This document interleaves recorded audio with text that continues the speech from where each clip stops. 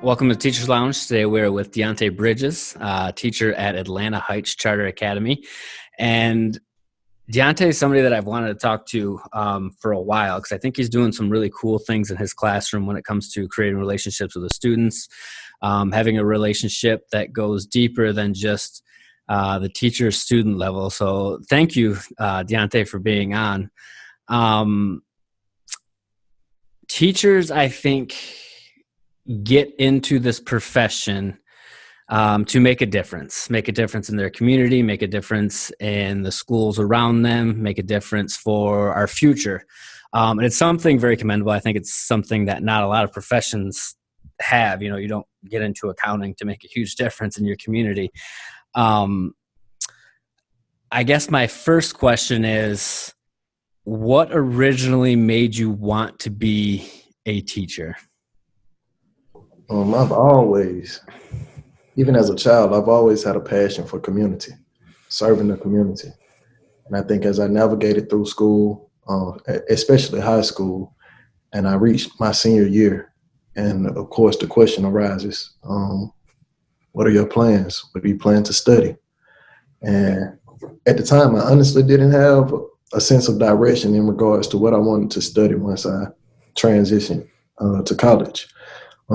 So I started off at the University of Georgia, taking up business, only because I still didn't have an idea of what I wanted to do.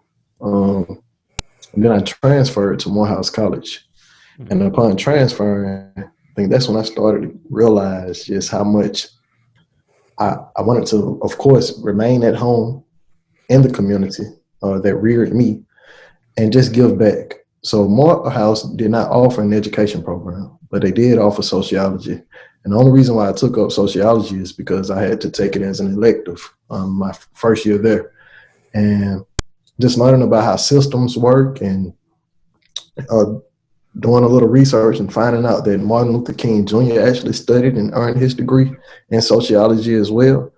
And I had a lot of great professors, and I just decided to roll with it. And it was the influence of those educators, as well as those educators that I had throughout my K through 12 experience. Their influence inspired me to get back into the community to teach. That's the one thing about teachers that you hear over and over, whether you do blogs or podcasts or videos with teachers. I'm not a teacher, but we create a lot of content for teachers.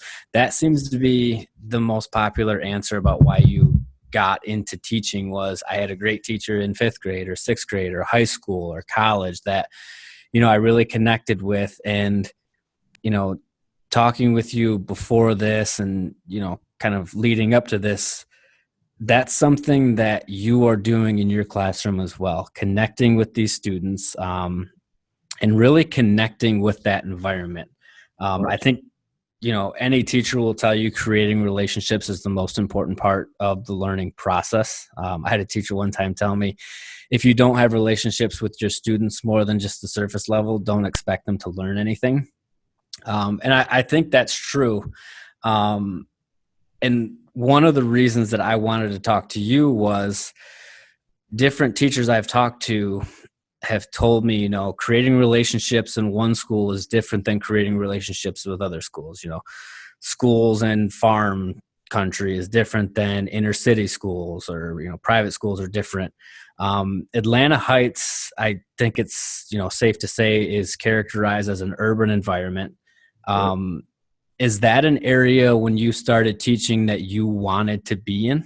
Absolutely, 100%, because it's home for me. So my high school, as well as my college, they're maybe 10 minutes away from Atlanta Heights Charter School. So in a good radius, it's the community that I grew up in, and it makes it even more special and meaningful. But it's definitely an urban environment, one that is plagued by some of those detrimental factors that we often associate with urban environments, but at the same time, full of so much purpose and promise and potential. And, that's what I want to do, try to do my part in cultivating that potential and just that promise that I see in those scholars. Because at one point in time, I was that student, and those teachers saw something in me and invested their time, energy, and resources. So I think it's only right that I do the same thing. That's very commendable. Now, the one thing that I think is interesting is a lot of teachers want to make that difference. I've talked to a number of teachers that weren't from an urban environment, but really wanted to make a difference. So they, took a job at an urban school or an urban environment, and they found it difficult to start creating relationships with these kids. How are you able to connect with these kids, create relationships with them, to foster an environment that encourages this learning that is so important? First and foremost, being authentic. Of course, I believe coming from that environment, being able to relate to them in more ways than one helps a lot. But even outside of that, there are other educators who are also from similar neighborhoods who still struggle with building relationships with their scholars. But I believe it's all about being authentic. Those scholars they can read through you, read directly through you. And just being authentic, truly, I know it sounds cliche, but truly meeting them where they are and taking the time to truly get to know them beyond the surface level, see what their interests are, the things that they're passionate about. And it requires patience. It requires a great deal of patience because some of these students are subjected to so much and have experienced so much trauma. And, or I can think of many scholars who've, had to struggle and deal with just being abandoned, for an example, and having people leave and walk out of their lives, even educators. So, and that's what my experience was. A sad case, but a blessing in disguise, honestly, because that's how I was able to get into the profession. It's interesting you use the word authentic, because you're right. I think it does sound cliche. I mean, go on any teacher's Instagram account and you'll see, be authentic, all of these same monikers that we see over and over. But what to you does that mean to connect with your students, to be authentic, because you hear a lot of different times teachers will have like Good News Friday, or tell me about your pet or your dad's birthday or whatever. But for you and your students, what does being authentic mean? When I think about being authentic, I tell my students all the time, and I use a quote by Shakespeare: "So thine own self be true." I really want them to embrace their true identities, and in doing so, and advocating for them to do so, or encouraging them to do so, rather, I try to make sure that I do the exact same thing and model being authentic, letting them know that it's okay not to have a good day. Or, hey, you may not be at 100% today, but if you have 70%, give 70% of what you have. Give all of that 70%. And just showing up and understanding that I use an analogy of a puzzle all the time. Each puzzle piece contributes to the bigger picture, or to the bigger idea. And I tell them all the time, the only way that you truly fit into the puzzle is by standing out. And by standing out and being your authentic self, I think we all have so much to offer, have so much to bring to the table. And in doing that and in promoting authenticity, it helps me to create that safe space for my students. And it extends beyond the four walls of the classroom. Even prior to getting on the call with you today, maybe 20 minutes prior to getting on this call, my phone randomly started ringing, and it was one of my scholars from 2 years ago calling, just randomly FaceTiming me just to chat and to catch up and tell me about life. And I think, that's where the beauty lies and the true impact lies. Beyond just day-to-day interactions in the hallway and fist bumps and high fives and stickers on doing a good job and having your work posted, really being able to be invested into their lives and just be a resource for them to use and rely on. And it's really cool to kind of see this picture after the fact. Your student calls you from 2 years ago. As a new teacher, though, is this something that takes time to build these authentic relationships? Because you're building them at a level that's not what's your favorite color. I mean, I can honestly say I've never called a teacher of mine 2 years after the fact to say, what's up? This is what's going on with me. It's something that you absolutely cannot force, or else it'll backfire you 100%. So that goes back to being patient and just trusting the process. It takes time for a lot of them to open up. And you just have to trust the process and not force it. Just make yourself available. And it happens at different rates. So you may be able to build a relationship with this group of students quicker than you may with this particular group. I definitely say it's all about being patient and not forcing it, and just being intentional. Being intentional about setting out time to make yourself available and carving out time to just get to know the students. Sometimes you have to just step away from the curriculum, step away from the textbooks, and truly have conversations. I think my messages often resonate, and they always come back and tell me, man, I appreciate what you told me, Mr. Bridges. It definitely helped. And honestly, that was the kind of the essence of the conversation that I just had with one of my former scholars a minute ago. Just navigating high school now, and him just thanking me for the ways that I assisted him when he finished up middle school, because he found himself kind of at a crossroads and getting into some trouble. And, he actually ran away from home, and his siblings tried reaching out to me, and they asked if I could come and help. And I want to say it was probably 11 o'clock, almost midnight. And I was out with the police trying to find him. And, he didn't want to go home. And I'm just thinking about that interaction with him, sitting outside for more than 2 hours, him eventually taking heed to everything that I had to say. That's what it's all about. The one thing that I think may get overlooked sometimes, or teachers in an urban environment don't get enough credit for, is, and everybody talks about educating the whole student, right? It's on t-shirts, it's on class signs, educate the whole student. But you are doing that.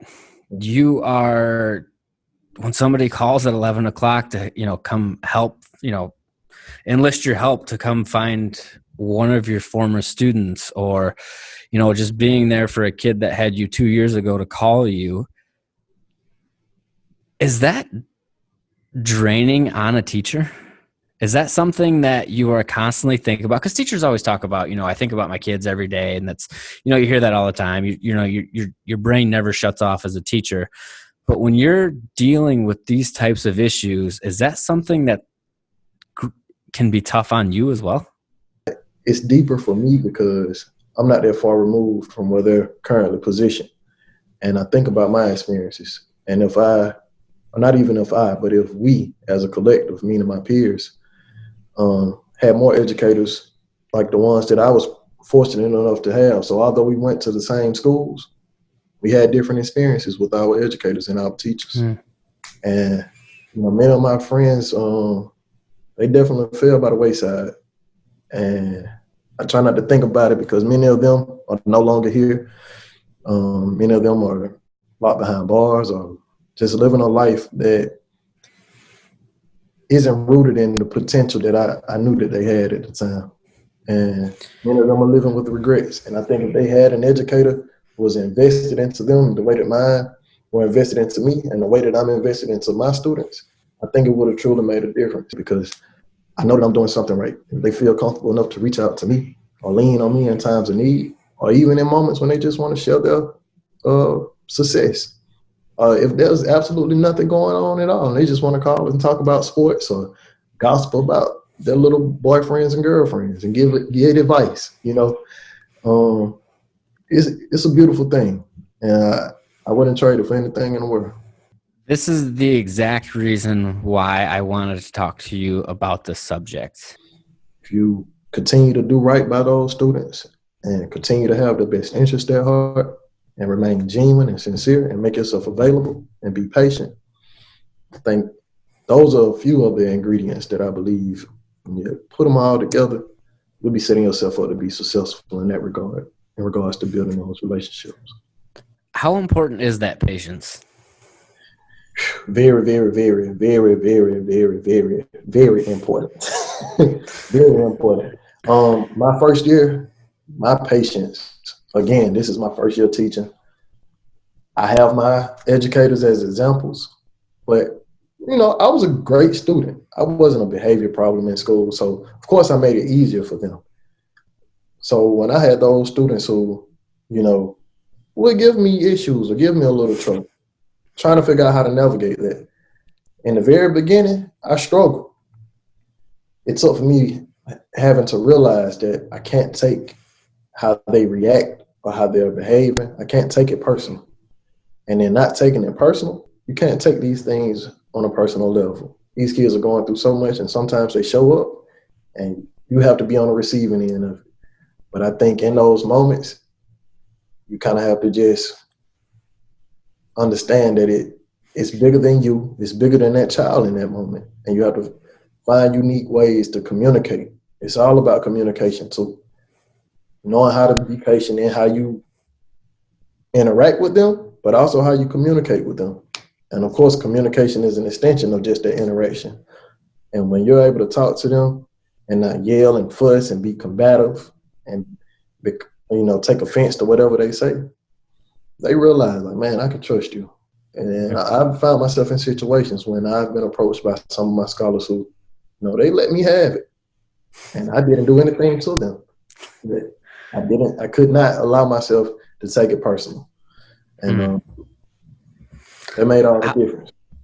So, with the not taking it personal in mind, how much do you think, and this might be an impossible question to answer, but these, whether it's a behavioral issue or not caring in the classroom or, fighting, outbursts, whatever, even being combative with you, like you said, how much of that do you think is a reflection of what they're dealing with outside of school and really has nothing to do with you personally? Yeah, so there's no concrete answer, but I know for sure it has a whole lot to do with it. A very large percentage of it, I'm sure, has a lot to do with it. And, they wake up and they bring it to school, and a lot of times they don't know how to respond to what they're dealing with at home. And sometimes it's not even at home. It's just growing up as a teen. So, as their teacher, you've got this mindset of being patient, creating these relationships, and then you do have these incidents where you're telling yourself not to take it personal. Patience, don't take it personal. Patience, don't take it personal. How difficult is that to keep those two separate? Because you're human too, and you have bad days. You had, a late night. Maybe you couldn't sleep the night before. You're not feeling well, and you mentioned earlier not being combative with them. That's got to be a delicate line to walk. Very delicate. And in the beginning, it's a struggle because a lot of times, your students don't understand or realize that you're human as well. And I think over the course of time, instead of it being a situation where it's teacher versus students, an entire community is developed. So when we're all going through it, because again, it goes deeper than just me building relationships with the students, but trying to help them build relationships with each other. Although this particular student may not necessarily be your friend, we're all in this class, and this is our family, this is our community. And it's something that I always share with them. All represents one, and one represents all. So in regards to that delicate line, there have been days I'm having a bad day, and they'll pick up on it, and they'll learn not to take it personal, and then they'll make sure that I'm okay. Hey, Mr. Bridges, I see that today just wasn't your day, or something is bothering you, And then in some moments, if I'm getting frustrated and I'm trying my hardest not to let it show, some of my students will take the initiative to speak up to the class. Hey, Mr. Bridges is kind of having one of those days, y'all. Just make sure we don't do anything to kind of get under his skin or make matters worse. And I think it's like this. I'm blanking on the word that I want to use, but what I give to them, they give it right back. So there's this reciprocity, you could say. Well, it's interesting so far. Some of the words you've used to describe how these relationships are created it is authentic. It's patience. It's not taking it personal, but it also sounds like it requires a lot of honesty on your part as well. Being completely vulnerable with them, like what you were saying earlier, that you're a person too. You're not, you may be a teacher and this authoritative figure, but at the end of the day, you are going through the same things that we all are. How important is that raw honesty with your students in this environment to create these relationships? 100% important. And I try to be as transparent as possible when I'm addressing my scholars or talking to them. Whether it's about something on a personal level or just things going on in the community or in the world. It's all about being honest. And I think sometimes you can play it a little too safe. And again, playing it safe, you kind of work against yourself in regards to building those relationships. I honestly think sometimes playing it safe can be the most unsafe thing to do. But I think when you say play it safe, what do you mean? I think about some of the relationships that I've built with my students. And, you know, there are so many fine lines that you have to walk and navigate, because sometimes you don't want to cross any lines. You don't want to offend anyone. You don't want to offend the child. You don't want to offend their parents. You don't want to offend their beliefs and values. But sometimes in meeting students where they are, sometimes you have to take off the teacher hat. Hey, I'm your big brother now. Hey, I'm like your uncle. Let's talk. All right. And sometimes some people don't feel comfortable with taking off the teacher hat, and they're playing it safe. You know, I don't want to cross any lines or make people feel like I'm crossing boundaries, because you're just my teacher. You're not my father. You're not my dad. You're not my uncle. You're not my big brother. So that's just one example of what I mean by playing it too safe, because sometimes we get so wrapped up and consumed in just, I guess, what's right or wrong in the teacher world, or, you know, of course you respect the code of ethics, but I think sometimes we can take it a little too far, and it can be to our detriment, because, you know, it's all about building those relationships. So, perfect example, going to the park to play basketball with my students. Some people, some educators, some will say, that's inappropriate. You shouldn't be hanging with your students outside of class. But they're saying going to the park. Mr. Bridges showed up on the weekend to play basketball with us at the park. Oh man, you like the coolest teacher ever. And that sets us up to build those relationships. And we bring those relationships back to the classroom. And I think about that particular group of students that I'm referring to. One time I was teaching and my principal walked in, and she just observed and she exited. And I received a text message from her saying that I saw those scholars and they're working so hard. And in all their years of being here, I've never witnessed them putting in the amount of work that they put inside of class. And, you know, as I reflected on, you know, her message to me, because again, I don't know what they did in their prior classes or previous classes. I realized that, you know, the reason why they were so willing to show up and put in the work had everything to do, or had a lot to do. I won't say it had everything to do, but it had a lot to do with me building those relationships with them outside of the classroom. It's fascinating that you just hit on that, you know, taking your teacher hat off, being a person, fostering these relationships outside of the class. A couple years ago, I was in Louisiana making a video on one of our teachers in an urban environment. And one of the things he was talking about was, you know, more kids than not in his particular 7th grade math class, their dad wasn't around. It was just a one-parent home. That was just the majority of their class. And he was telling me, you know, we were supposed to be talking about math concepts, and somehow we got down a rabbit hole of talking just about his class. And one of the things he said that kind of struck me was going to his kids' basketball games, you could like visibly see them trying harder in his class. And he said, and you know, he kind of reminds me a lot of you. He was from that community. He really wanted to be a part of the community once he got out of college. And he said, you know, a lot of the kids at the beginning of the school year might have behavioral problems or not care about school.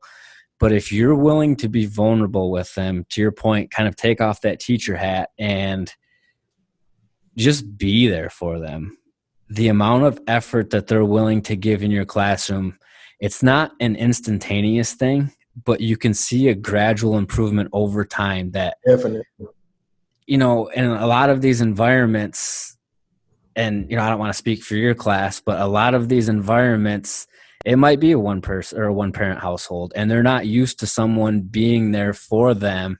And to your point, playing basketball with them, to us, that seems like such a simple thing, but to kind of draw that line of what seems like a simple thing, playing basketball. I love basketball.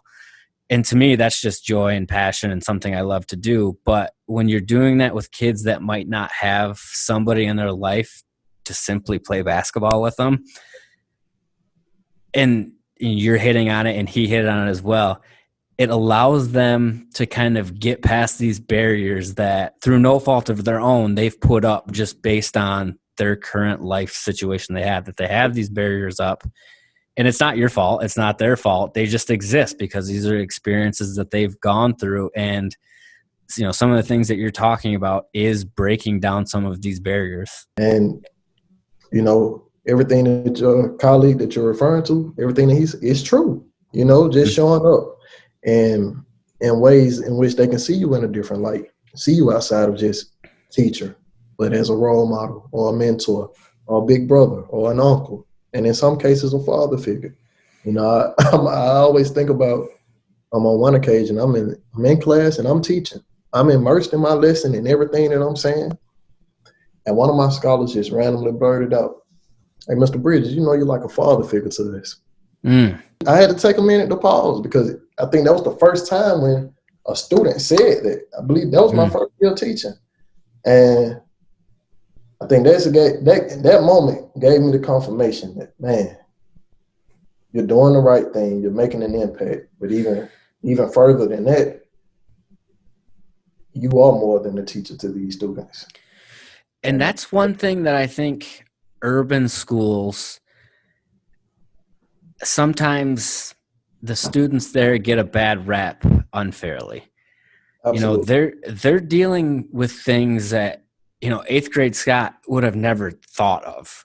Right. And, for them to reference, to you as a father figure, that's probably 100% accurate for a lot of your kids. You start looking at some of the data or, some of the situations these kids are in, they are dealing with so much stuff before they ever get to Mr. Bridges' classroom. And for them to open up to you and be willing to learn, but also refer to you, as something as more than a teacher. I mean, that's a pretty big endorsement of you as a teacher making these efforts for these kids. Yeah. And I think that, that opportunity exists, and I don't want to say all kids, but most kids, that if you are willing to put in the effort, be authentic, be patient, and that's a lot to ask of a teacher, I know. But what comes out of it is really something beautiful. Because, I mean, I have no data or anything around this, but I'm willing to bet that, their eighth grade teacher believing in them, that might be the first or second or third time that someone has truly believed them in their lives. And that I think it's sad that, it's comes to this, but it's also really cool that it's their teacher that is believing in them. That's very true. And it reminds me of something. I remember growing up and being inside of classes where the teacher would always say, "I have mine, get yours," referring to the education. And it never sat well with me, even as a child. You're here as an educator. Your job is to help me get mine. But because, some students were behavior problems and probably were dealing with those things at home and just bringing it to school, and you just didn't have it in you to take the time to pull them to the side just to have a conversation or understand that, hey, that student is a human as well. And I think at the end of the day, all I truly want to do, of course, I want to teach. Of course, I want to make a difference. And above all those things, I truly just want to inspire my students. Thank you, Mr. Bridges. Thank you for a couple things. Thank you for what you do in your classroom. Thank you for taking some time to share some of the practices that you do in our classroom. I think it was interesting, some of the things you hit on were patience. These relationships take time, not taking things personal, not being combative with your students, being real with them, being authentic, but really just making the effort to invest in them personally and invest in their education. So thank you. I know this is helpful for a lot of people. And again, thank you for what you do in your classroom.